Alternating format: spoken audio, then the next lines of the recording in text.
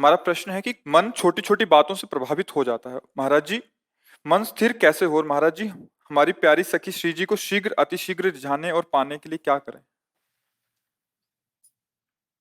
जब मन विषयों का चिंतन करता है, इंद्रियों के साथ विषयों का अधर्म पूर्वक सेवन करता है, बहुत कमजोर हो जाता है।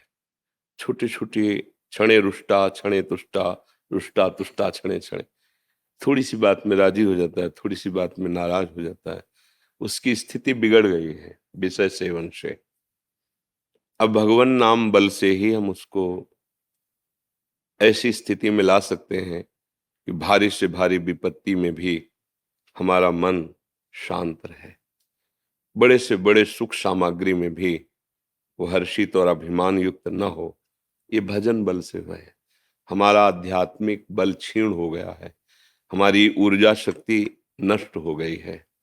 विषयों का चिंतन करने से, विषयों का सेवन करने से हम भूल गए, अपने प्रभु को भूल गए, और ये भूल ही हमें कमजोर करती चली जा रही है। खुद देख लो, जब मन बहुत कमजोर हो जाता है तो फिर वो शरीर नष्ट करने की प्रेरणा देने लगता है। कोई ऐसी गंदी आदत फंसा देगा, आप जानते हैं कि गलत है फिर भी आप करेंगे, फिर आपको लगेगा इससे अच्छा है शरीर ही नष्ट कर दे। पहुंचा दिया, आपको दुर्गति के रास्ते पे पहुंचा दिया। अभी बुद्धि काम कर रही कि आप अपने मन की जांच कर रहे हैं। नाम जब पवित्र आहार, गंदे चिंतन की प्रेरणा युक्त क्रिया का त्याग। जब मन हमारा पहले चिंतन करता है, कुछ भी वस्तु सेवन के पहले या भोग के पहले उसका चिंतन होता है, बस वहीं उसको पकड़ो, उसके चिंतन में बाधा पहुंचा दो। अगर उसका चिंतन बाधित नहीं हो तो तुम्हारे जीवन में बाधा पहुंचा देगा वो। जैसे मन काम का चिंतन कर रहा है, राधा राधा राधा, वो कहेगा चुप रहो, शांत रहो, नाम जप ना करो, उसके चिंतन में डूबो। तुमने राधा राधा राधा, ये धर्म विरुद्ध आचरण, नहीं नहीं, राधा राधा राधा, वो आपको जलाएगा। आप उसको सह जाइए, वो पक्का होता चला जाएगा। जितना सहोगे उतने मजबूत हृदय होता चला जाएगा, फिर वो तुम्हें सपोर्ट करने लगेगा। अभी क्या है कि हम उसको सपोर्ट कर रहे हैं और वो हमें जहां चाहता है, जैसे चाहता है वैसे गिरा देता है। नाम जप करोगे, शास्त्र के अनुसार, गुरु आज्ञा के अनुसार चलोगे, तो ये जब तुम्हें सपोर्ट करने लगेगा तब तुम्हें आनंद का अनुभव होगा। अभी तुम इसकी दासता लिए हो, मन के दास हैं अभी। बिना हरि के चरणों की दासता लिए मन पर शासन नहीं किया जा सकता। खूब अच्छे से देख लो, चाहे जो कसम खाओ, चाहे जो नियम लो, जब वो चाहेगा तब तोड़वा देगा। उसमें इतनी सामर्थ्य है, वो तुम्हारी कसमें, तुम्हारे नियम सब बहा देगा। बचोगे नाम जप से।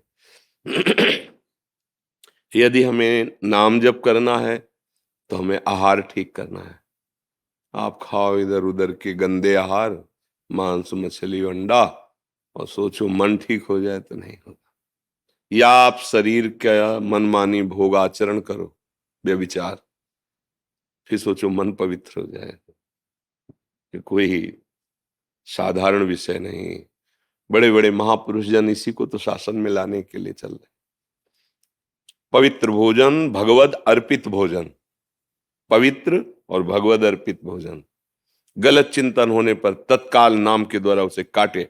नहीं ये ठीक नहीं, नहीं मानूंगा तेरी बात, वो अंदर जलाएगा, उसको चुपचाप राधा राधा राधा सह जाओ। यही बड़ी तपस्या होगी।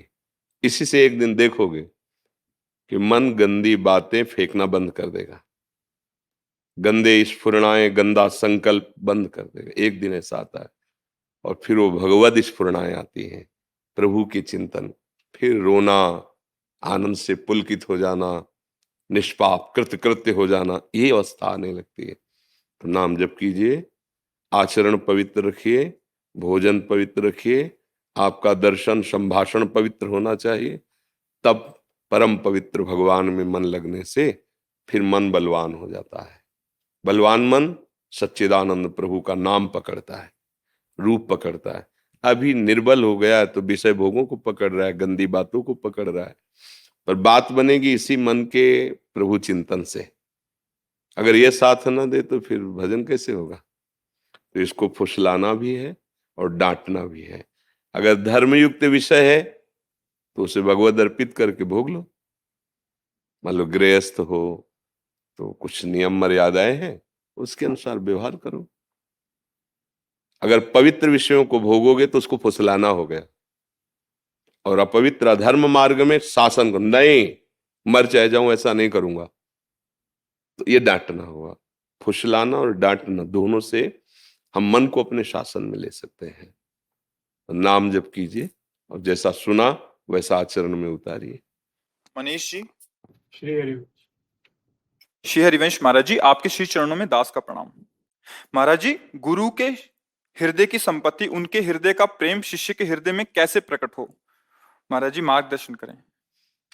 एक बार हितधाम में थे तो कोई प्रवचन की क्लिप लिए हुए था, तो किसी भक्त ने उनसे कहा कि ये क्लिप हमें दे दो। तो उनका ब्लूटूथ खोलो अपना, वो अपने ब्लूटूथ से उनके ब्लूटूथ में दे दिया। तो मैं कहा ये क्या होता है, सिस्टम क्या होता है? तो उनका हमारे में जो विषय है वो वही सिस्टम खोले तो उसमें हम ट्रांसफर कर देते हैं।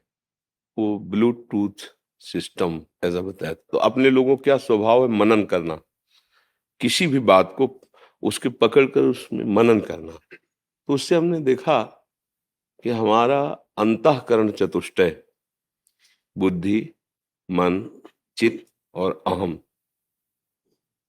ये तीनों वृत्तियों सहित सत्वगुण, रजोगुण, तमोगुण, ये गुरुदेव के चरणों में समर्पित हो जाए तो गुरु जी अपना हृदय की वस्तु उसके हृदय में पधरा दे। बस। किसका प्रश्न है? हाँ, पर वो कठिन है। अपना अस्तित्व गुरुदेव के अस्तित्व में समर्पित कर देना बहुत कठिन है, क्योंकि इसमें बीच में अहंकार बहुत बड़ा रोड़ा है।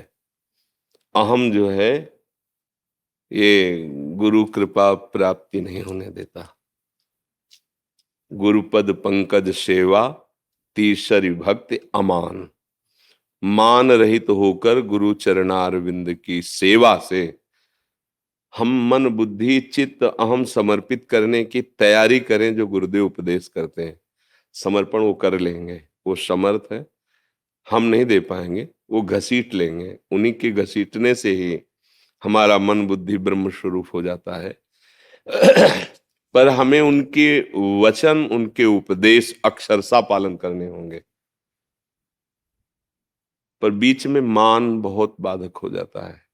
गुरु कृपा में सबसे बड़ा बाधक ये मान है। गुरु चरणों की सेवा में जहां रहते हैं तो मान स्वाभाविक प्राप्त होने लगता है, क्योंकि महापुरुषों का प्रताप होता है। और उस मान का आप भोग करने लगे, स्वीकार करने लगे, आनंदित होने लगे, आप गए। अब आप गुरु की हृदय की वस्तु को नहीं जान पाएंगे। गुरु के हृदय की वस्तु मान रहित होकर उनकी आज्ञा में निरंतर रहिए। बस कब ट्रांसफर हो गया आपको पता ही नहीं चलेगा, आप उसी स्वरूप में निमग्न होंगे। पर इसके लिए पूर्ण आत्मसमर्पण चाहिए। उसी के लिए तो गुरु प्रदत्त साधना कर रहे हैं, उसी के लिए तो कर रहे हैं। पूर्ण समर्पण। मान ये बहुत जहर है और इस जहर को हम हंसते हंसते पीते हैं। सम्मानम कलयाति घोर गरलम नीचापमानम सुधा, श्री राधा मुरलीधरो भज सखे वृंदावन मात्यज। हे मित्र, हे भाई, ये सम्मान बहुत बड़ा विष है परमार्थ के पथिकों के लिए। नीच पुरुषों द्वारा किया हुआ अपमान अमृत के समान है, इसे सह जाओ चुपचाप और फिर राधा मुरली मनोहर का निरंतर भजन करते हुए नाम धाम रूप लीला के आश्रित रहो। यहाँ समर्पण की जरूरत है। मयि मन आदत सो मैं बुद्धि निवेश है, तो निवशिष्य मय्येव अत ऊर्ध्वम न संशया। मन और बुद्धि मेरे को समर्पित कर दे तो मेरे में ही निवास करेगा, इसमें कोई संशय नहीं है। अब बस ये साधना जो बताई जा रही है मन बुद्धि के समर्पण की ही बताई जाती है। जितनी भी साधनाएं हैं, चाहे योग हो, चाहे सांख्य हो, ज्ञान हो, भक्ति हो, सबका उद्देश्य एक ही है कि चित्त वृत्ति का निरोध करके प्रभु में एकाग्रता पूर्वक निरंतरता बनाए हुए समर्पित कर दे। दीर्घ काल निरंतर सत्कार सेवितो दृढ़ भूमि, बहुत काल तक एक ही मंत्र में, एक ही आराध्य देव में अपनी वृत्ति का सम्मान पूर्वक महत्व बुद्धि रख करके समर्पित कर देने से दृढ़ भूमि अर्थात दृढ़ स्थिति हो जाती है, दृढ़ भूमिका आ जाती है। अब वो चलते फिरते उठते बैठते खाते पीते वो भगवदाकार वृत्ति बनी रहती है, उसकी मंत्राकार वृत्ति बनी रहती है। तो जो गुरु जी ने नाम दिया, जो मंत्र दिया, जो उपासना दी, यही हमारे को गुरु की वस्तु का अनुभव करने की योग्यता प्रदान करती है। पर बस इसमें मान बहुत घातक है, बहुत घातक है। प्रायः आ ही जाता है, यहां तक आ जाता है कि गुरु से होड़ लगाने लगते हैं, आपसे ज्यादा तो मेरे, बस वो जहां जहां मान आया नष्ट कर देता है, नष्ट कर देता है। गुरु की पदवी प्राप्त करने के लिए कई ऐसी जगह प्रमाण मिले, गुरु को जहर दे दिया, गुरु को मार दिया। इतिहास साक्षी पढ़ के देखो।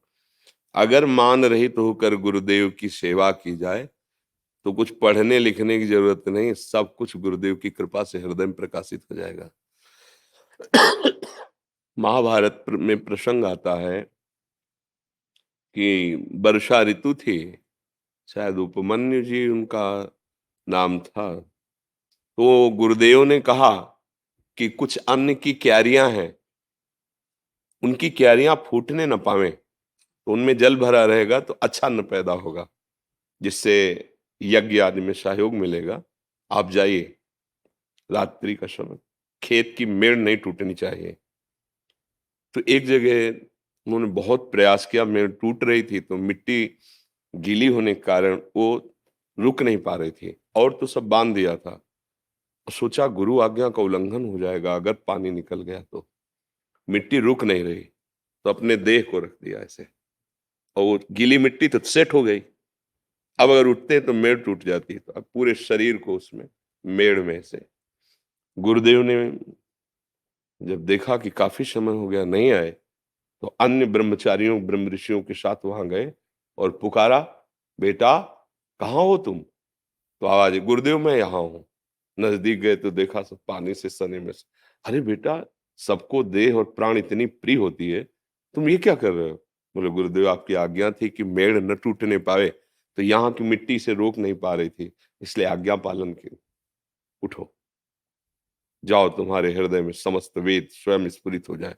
उन्होंने व्याकरण नहीं पढ़ा था, उन्होंने शास्त्र नहीं, चारों वेद स्फुरित हो गए। एक और उदाहरण उसमें वर्णन किया, एक शिष्य गए और पहले सेवा के द्वारा उसकी समर्पण निष्ठा देखी जाती थी। तो उन्होंने कहा कि ठीक है, आप हमारी गौशाला की गौएं चराएं। तो पहले गौएं ऐसे लेके चले गए, तो 15-15 दिन वापस ही नहीं लौटना, जंगल है, चरा रहे हैं। तो 15 दिन बाद वापस आए, तो उनका तुम्हारा शरीर बहुत हष्टपुष्ट दिखाई दे रहा है। तो उनका, गुरुदेव भिक्षा मांग लाता हूँ, गौओं को ऐसे छोड़ के और पा लेता हूँ, धर्म विरुद्ध आचरण। ना हमने भिक्षा की आज्ञा की थी, और बिना मुझे समर्पित किए हुए तुम भिक्षा कैसे पा सकते हो? शास्त्र आज्ञा है कि भिक्षा मांगे और गुरुदेव को समर्पित करे, फिर दैन्य भाव से जब गुरुदेव आपको जो भी दे दें या पूरी अनुमति दे दें उतना ही पा, अगर ना अनुमति दें तो रख कर वापस हो जाइए। समर्पण बहुत बड़ी चीज है। तुमने तो अपराध कर दिया, बिना हमारी आज्ञा के, बिना समर्पण के भिक्षा। बोले गुरुदेव आगे से नहीं होगा, जाओ। 15 दिन बाद फिर आए तो ऐसे ही। तो उनका अब भी अष्टपुष्ट हो? तो कहा गुरुदेव बहुत सी गौएं हैं ना, तो दूध पी लेते हैं, भिक्षा तो बंद कर दे। बोले गौएं वो भविष्यान्न देने वाली है, तुम बिना आज्ञा के कैसे दूध पीने का अधिकार रखते हो? हमने आज्ञा की क्या? गलती हो गुरुदेव। 15 दिन बाद फिर आए तो वैसे ही हष्टपुष्ट।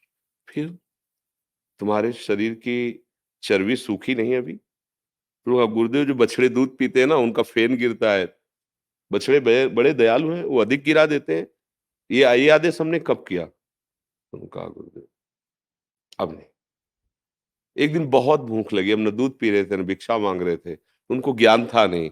अकौड़े का वृक्ष होता है, उसके पत्ते जो तोड़े तो उसमें दूध जैसा दिखाई दिया, उनको लगा ये पौष्टिक चीज है, पा लिया तो उनकी आंखों की ज्योति चली गई। अब वो एक गड्ढे में गिर गए कुएं में जैसे। अब गायें जब वापस गई तो वो साथ नहीं थे, तो उनको ढूंढने के लिए निकले, उनका नाम पुकारते रहे। आवाज आई कुएं से, गुरुदेव मैं यहाँ पड़ा हूं। कैसे कैसे पड़े हो?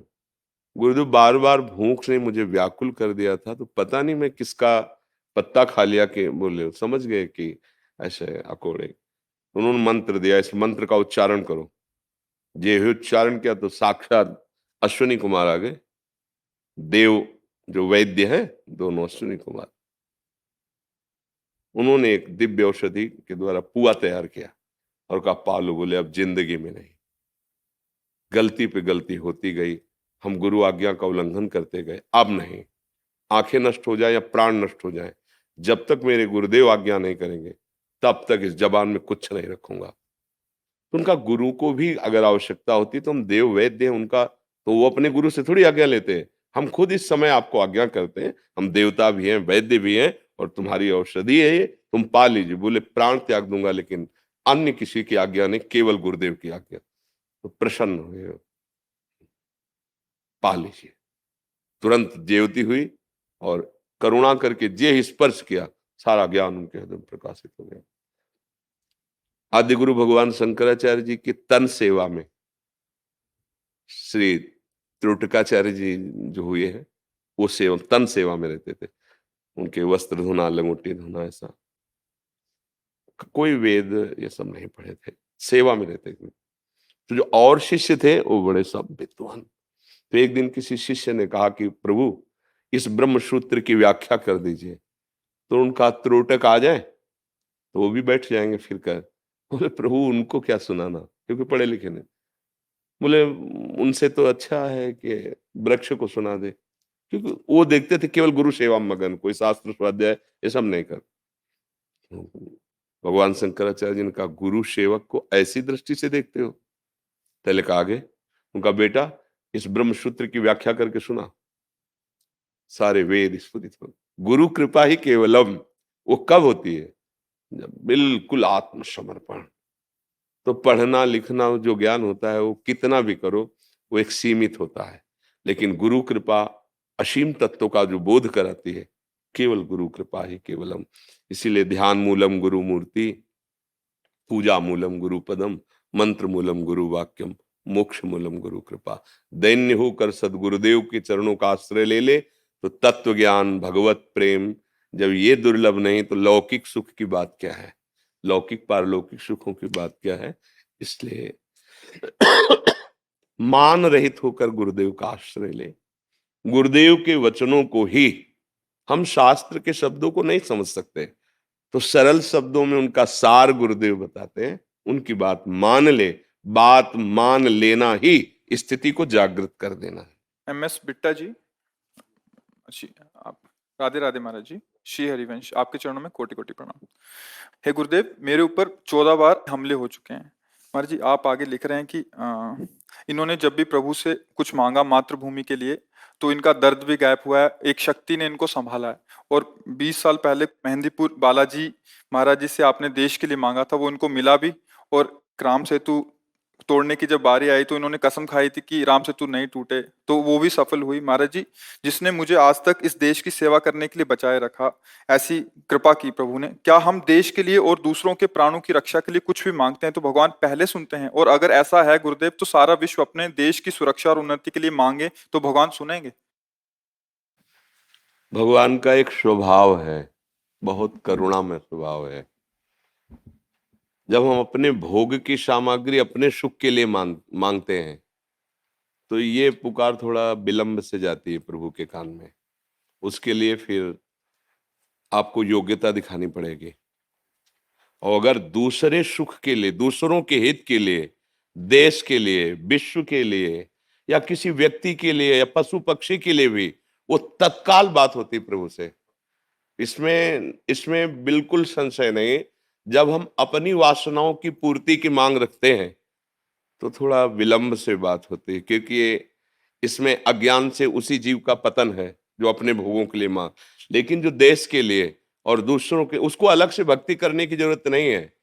जैसे एक ऋषि मुनि को परम पद मिलता है, ऐसे इस देश भक्त को भी, जो अपने देश को भगवान का स्वरूप मानकर और देश की प्रजा को भगवान की सेवा मानकर करता, उसको अलग से कोई साधना करने की जरूरत नहीं। उसकी वही गति होगी जो एक महात्मा की गति होती है। क्योंकि जैसे अर्जुन जी कह रहे मैं संन्यास लूंगा, और भगवान कह रहे तुम्हें युद्ध करना है, कह रहे ना, आताताई आतंकी दुष्टों को तुम विनाश करो जो अधर्म में चल रहे हैं। संन्यास लेने की जरूरत नहीं, इन अधर्मियों का विनाश करो, और जो हमारे धर्म से चलने वाले असहाय जन हैं उनकी सहायता करो। अगर उनकी सहायता में प्राण भी चले जाते हैं तो तुम्हें भगवत प्राप्ति होगी। परहित सरिस धर्म नहीं भाई, पर पीड़ा सम नहीं अगुभाई। जो दूसरों के हित के लिए कोई भी पीड़ा उसे परास्त नहीं कर सकते। ये निज अनुभव, ये काहू खगेशा। जैसे काघुशुंड जी गरुड़ जी से कह रहे कि मैं दूसरे की बात नहीं, मैं अपने अनुभव की बात कह रहा हूं कि यदि दूसरों के हित के लिए तुम्हारे मन में बात है तो कोई भी परास्त नहीं कर सकता। रोग शोक शाप ताप दारुण दुखहारी, कोई भी तुम्हें साप देकर नष्ट नहीं कर सकता, कोई रोग तुम्हें परास्त नहीं कर पाएगा, कोई भी बाधा तुम्हें गिरा नहीं सकती, क्योंकि तुम्हारा परहित की भावना है। अगर परहित की भावना है, देखो दोनों किडनी फेल है, अतरे दिन डायलिसिस होता है, और डायलिसिस मैन की हालत क्या होती है वो तो जो उनके ऊपर बीतता है। लेकिन अगर ये कुछ प्रक्रिया आप देख रहे, 1:30 बजे रात्रि से यहाँ की दिनचर्या शुरू होती है, ये केवल इसी से है कि हमारे देश के प्राणी ये समझें कि विषय भोग अधर्म पूर्वक करने से तुम्हें कभी शांति नहीं मिलेगी। धर्म पूर्वक विषयों का सेवन करो, दूसरों को सुख पहुंचाओ, तो मेरे अंदर उत्साह आ रहा है, मेरे अंदर बल आ रहा है, मैं आपसे बात करने के लायक सामर्थ्य पा रहा हूं। कौन दे रहा है? प्रभु दे रहे हैं। नहीं हालत तो, जिसे आप कितने बार शरीर की ऐसी अव्यवस्था, और इस पर भी आपका जोश कि हमारा देश सुखी रहे, हमारा देश ऐसे निर्विकार भाव से रहे कि परस्पर सुहृदता बढ़े, मित्रता बढ़े, भाईचारा बढ़े। ये छोटी छोटी जो मेड़े बीच में बन रहे हैं ये सब हट जाएं। हम एक घर के जैसे परिवार के अलग अलग कमरों में रहते हैं, ऐसे क्यों नहीं रह सकते? एक बहुत बड़ा घर है, उसका नाम भारत है। ये जो अलग अलग प्रदेश और ये जिला बने हुए हैं, ये हमारे अलग अलग उसी बड़े घर के छोटे छोटे घर हैं। हम कोई भी कपड़ा धारण करें, कोई भी वेश धारण करें, हम एक ही के बच्चे हैं, दूसरे के नहीं हैं। हम सब भाई भाई हैं, अलग अलग कमरों में रह रहे हैं, एक ही पिता की संतान। ऐसा क्यों नहीं समझते? कौन सा ऐसा धर्म है जो दूसरे का अहित करके पुष्ट होता हो? वो धर्म नहीं, वो अधर्म है। इसलिए जैसे अपने शरीर का एक अंग कोई खराब होकर पूरे शरीर को नष्ट करना चाहे तो उसे हम कटवा देते हैं। अपने शरीर का अंग अभी पता चल जाए यहाँ कैंसर है, आपको कटवाने से कैंसर से आप बच जाएंगे, नहीं तो पूरा फैल जाएगा, तो राजी होकर पैसा देके कटवा देंगे, आप इसे काट दीजिए। एक व्यक्ति से अगर पूरा गांव नष्ट हो रहा हो, अगर एक जिला एक गांव से नष्ट हो रहा हो, अगर एक जिला से पूरा देश नष्ट हो रहा हो, तो उसको शासन में ले लेना चाहिए, क्योंकि पूरे जीव बच रहे हैं। तो ऐसे ही जो मलिन स्वभाव के, राक्षसी स्वभाव के हैं, और ये समझते हैं कि मैं धर्म कर रहा हूं, दूसरों की हत्या करना, दूसरों को पीड़ा देना, दूसरों का विनाश करना, ये राक्षसी स्वभाव कभी धर्म नहीं हो सकता है। इनको शासन में लेना ही धर्म है, इनको शासित करना, इनको दंड देना, यही धर्म है।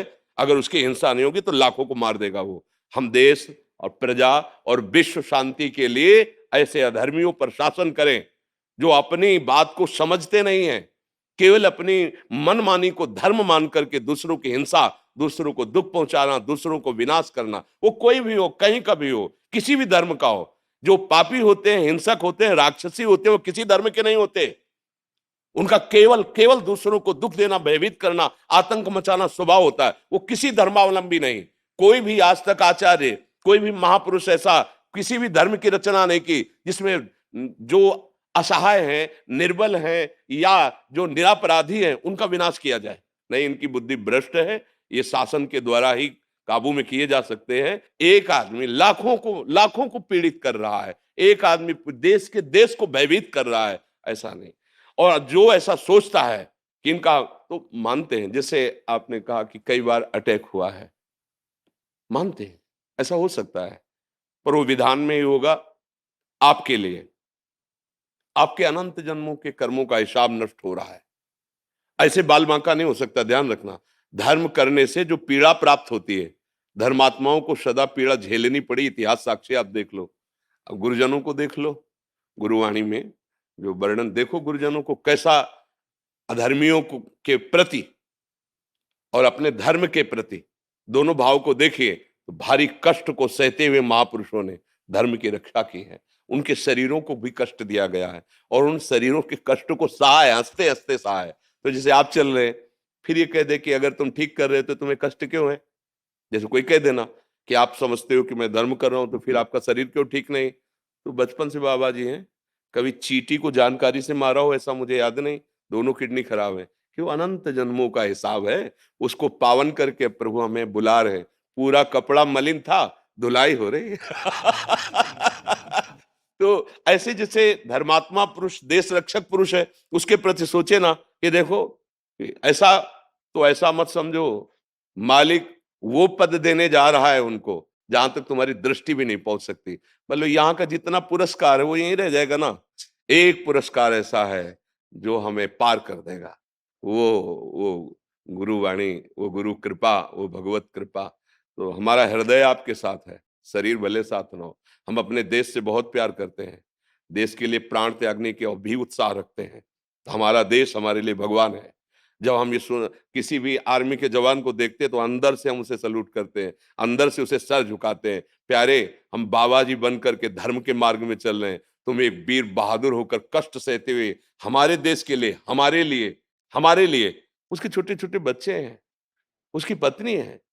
कौन चाहता है ऐसा कि कम से कम एक बार एक दिन में सेवा की, लौट के अपने परिवार तो आ गए? ये आएगा कि नहीं आएगा उसको खुद विश्वास नहीं है कि पता नहीं किधर से गोली आके कहां से पार हो जाए। और वो रात दिन कैसी भी परिस्थिति हो, ऐसा नहीं, बहुत सुंदर इनकी साधना है, हम इनको प्रणाम करते हैं। ऐसे ही हमें जब कोई देशभक्त मिलता है, जब आपको बताया कि देशभक्त है, तो हमारा हृदय, हम भले खड़े नहीं हो पाए रोग के कारण, लेकिन हृदय से खड़े होकर स्वागत किया है कि हम अपने देशभक्त को प्रणाम करते हैं। जैसे हम भगवान के भक्त महापुरुषों को प्रणाम करते हैं, ऐसे हम अपने देश के भक्तों को प्रणाम करते हैं, जो हमारे देश का मंगल सोचे, हमारे देशवासियों का मंगल सोचे। वो हमारा हृदय है और उसे आशीर्वाद मांगने की जरूरत नहीं। जब कह रहे हैं कि हृदय ही साथ है, तो आशीर्वाद क्या चीज होता है? हृदय ही साथ है। बिल्कुल आप निर्भय रहिए, निश्चिंत रहिए और निशोक रहिए। और जब तक श्वास है तब तक देश सेवा में, बस अंतिम तो फतेह ही फतेह है ना।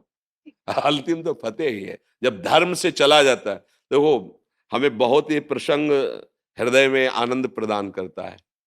भगवान के पिता का सौभाग्य दशरथ जी को मिला, राम जी के पिता का सौभाग्य, लेकिन अंत्येष्टि क्रिया का सौभाग्य जटायु को मिला, दशरथ जी को नहीं मिला।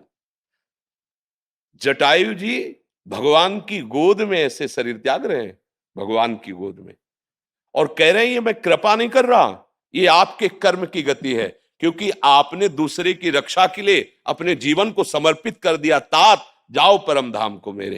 तो ये जो दूसरों के हित की बात है, ये सबसे बड़ा धर्म है।